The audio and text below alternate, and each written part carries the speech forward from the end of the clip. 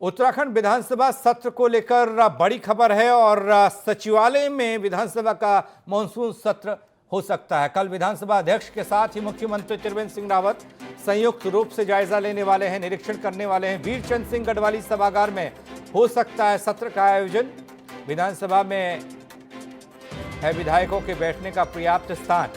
Corona काल में social distancing के नियमों का पालन करना है। 23 सितंबर से होने वाले सत्र को लेकर सभी विकल्पों पर विचार चल रहा है।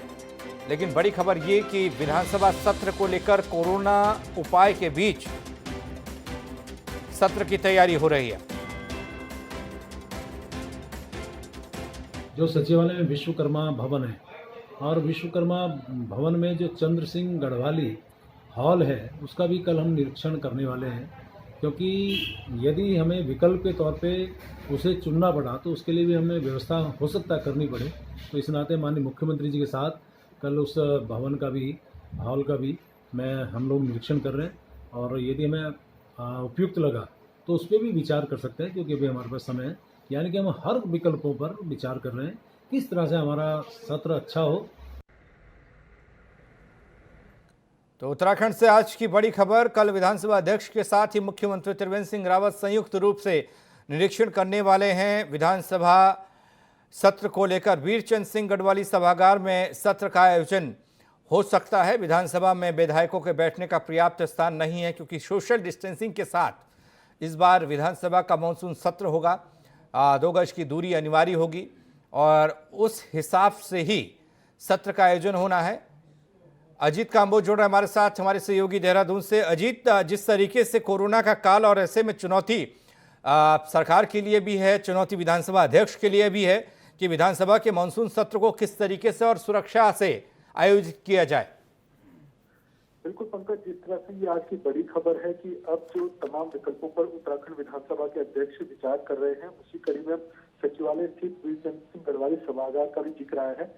काफी बड़ा सभागार है और इसका अब स्थलीय निरीक्षण कल यानी 17 सितंबर को शाम को मुख्यमंत्री के साथ खुद विधानसभा अध्यक्ष करेंगे और क्या कुछ संभावनाएं हो सकती है मानसून सत्र के आयोजन को लेकर तमाम विकल्पों पर यहाँ पर विचार होगा। हालांकि अभी जो मौजूदा विधानसभा है उत्तराखंड की राजधानी देहरादून में, उसमें तमाम चीजें यहाँ पर जांची गई है। तमाम जो पत्रकार विविधता, दर्शक विविधता, राज्यपाल विविधता, अधिकारी विविधता है, इन सभी को जोड़ते हुए मंडप की व्यवस्था यहाँ पर की जा रही थी, लेकिन उसमें भी शायद पर्याप्त व्यवस्था नहीं हो पा रही है सोशल डिस्टेंसिंग की। इसलिए अब जो अन्य विकल्प है वीरचंद सिंह गढ़वाली सभागार का, उसको भी अब स्थलीय निरीक्षण के माध्यम से जांचा जाएगा। तो पूरी कोशिश है विधानसभा अध्यक्ष की कि तमाम जो नियम है सोशल डिस्टेंसिंग का पालन करना है, 2 गज की दूरी का पालन करना होगा, उनको पूरा करते हुए यहाँ पर मानसून सत्र का आयोजन हो। इसी कड़ी में कल स्थलीय निरीक्षण होना है सचिवालय स्थित सभागार का। जी, जिस तरीके से अजीत एक और बात निकल कर आ रही थी उम्रदराज विधायकों को लेकर, हालांकि ये कहा गया वीडियो कॉन्फ्रेंसिंग के जरिए वो जुड़ेंगे, वर्चुअल तरीके से जुड़ेंगे, और इसको लेकर क्या कुछ जानकारी? बिल्कुल, सत्र के आयोजन को लेकर तमाम विकल्प यहाँ पर रखे गए हैं। साथ ही विधानसभा अध्यक्ष ने साफ कर दिया है जो भी 65 साल से ऊपर के विधायक हैं वो वर्चुअल तरीके से विधानसभा सत्र में जुड़ सकते हैं। इसके अलावा कोई भी विधायक अगर चाहता है कि वो वर्चुअल माध्यम से जुड़े तो उसके पास भी विकल्प होगा, या तो वो खुद से मौजूद रहे सत्र में या फिर वो वर्चुअल माध्यम से मौजूद हो। हालांकि इसमें अनिवार्यता ये कर दी गई है कि 23 तारीख से जब सत्र का आयोजन होगा तो हर कोई विधायक अपने साथ कोरोना नेगेटिव की रिपोर्ट लेकर आएगा, और अगर वो नहीं आता है तो उसकी टेस्टिंग सीधे विधानसभा के गेट पर ही होगी। तो अनिवार्य कर दिया गया है, रिपोर्ट लेकर ही जो भी आएगा विधायक वो सत्र के भीतर प्रवेश कर पाएगा। लेकिन सत्र के भीतर किस तरह से पालन हो इसको भी ध्यान रखा जा रहा है। नजर बनाए रखिएगा अजीत, फिर आपके पास अपडेट के लिए आएंगे। फिलहाल आपका बहुत बहुत शुक्रिया।